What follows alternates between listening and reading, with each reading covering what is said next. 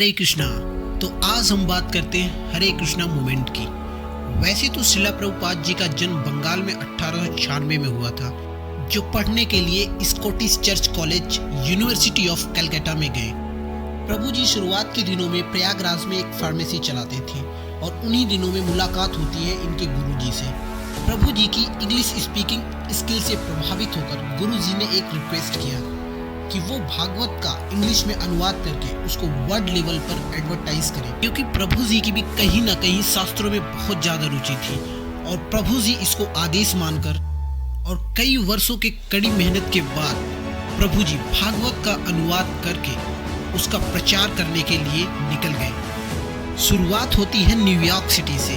उन दिनों वियतनाम और यूएस के बीच कॉन्फ्लिक्ट चल रहा था, जिसमें यूएस पर वियतनामी हावी थे, क्योंकि वियतनाम के हिप्पी लोग पूरी तरह से स्वतंत्र थे। वह पूरे दिन नशे व गलत कामों में लिप्त रहते थे।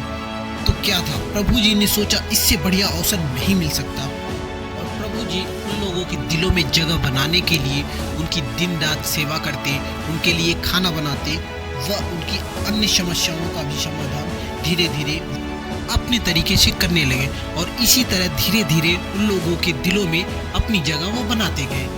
जैसे जैसे समय बीतता गया, वह धीरे धीरे भजन कीर्तन भी स्टार्ट कर दिए। भजन कीर्तन के साथ साथ प्रभुपाद जी उन्हें मेडिटेशन भी सिखाने लगे। और ये वियतनामी जो कि यूएस पर भारी पड़ रहे थे, उन्हें टॉर्चर कर रहे थे, हमेशा नशे और फालतू के कामों में संलिप्त रहते थे, वो धीरे धीरे सारी अपनी बुराइयों को प्रभुपाद जी की संगत में आने से भूलते चले गए। जो कभी एकदम धूर्त प्रवृत्ति के हुआ करते थे, वो आज हरे कृष्णा हरे राम के नाम में खो गए।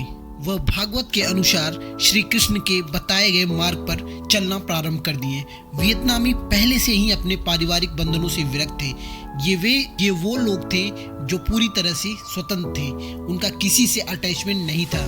पर वे प्रभुपाद जी के विचारों से ऐसा ओतप्रोत हुए, वो खुद भागवत के प्रचारक बन गए। और इस घटना से सबसे ज्यादा अमेरिका शॉक्ड हो गया, जो कि वियतनामियों से परेशान हो चुका था। अमेरिका की अथॉरिटी ने प्रभुपाद जी के इस कार्य के लिए धन्यवाद दिया। वहां से वे करीब 10,000 लोगों को ट्रेन करके अलग अलग कंट्रीज में भेजा। इसी तरह से हरे कृष्णा मूवमेंट का कारवां बढ़ता चला गया। शुरुआत में फंड की कमी होने से इन्होंने अगरबत्ती का बिजनेस शुरू किया और भागवत गीता को सैकड़ों भाषाओं में ट्रांसलेट करवाया, जिसको बेचकर कुछ फंड रेज किया। उसके बाद प्रभु जी ने मंदिर बनवाने का कार्य प्रारंभ करवाया। पाकिस्तान, जो कि हिंदू धर्म के कहीं न कहीं हमेशा विरोध में रहता है, वहाँ प्रभुपाद जी ने 12 मंदिरों का निर्माण करवाया, जहाँ आज भी सुबह शाम भजन कीर्तन होते रहते और भागवत का पाठ होता है। प्रभुपाद जी उन दिनों में करीब 15 बार पूरे विश्व का भ्रमण किया और भागवत का प्रचार किया। प्रभुपाद जी 24 घंटे में 22 घंटे बस किताबें लिखा व शास्त्रों को पढ़ा करते थे। जब वो थक जाते थे तो वो बोल बोल कर रिकॉर्ड करते थे, ताकि उनके न रहने के बाद भी लोग ताकि अपनी संस्कृति, शास्त्रों व भागवत के विचारों को पढ़ सकें। एक बार प्रभुपाद जी अपने शिष्यों के साथ जगन्नाथपुरी के दर्शन करने गए, जहां उनको रोक दिया गया और यह बोला गया कि अंग्रेजों का मंदिर में जाना वर्जित है, क्योंकि प्रभुपाद जी के ज्यादातर शिष्य विदेशी रहते थे।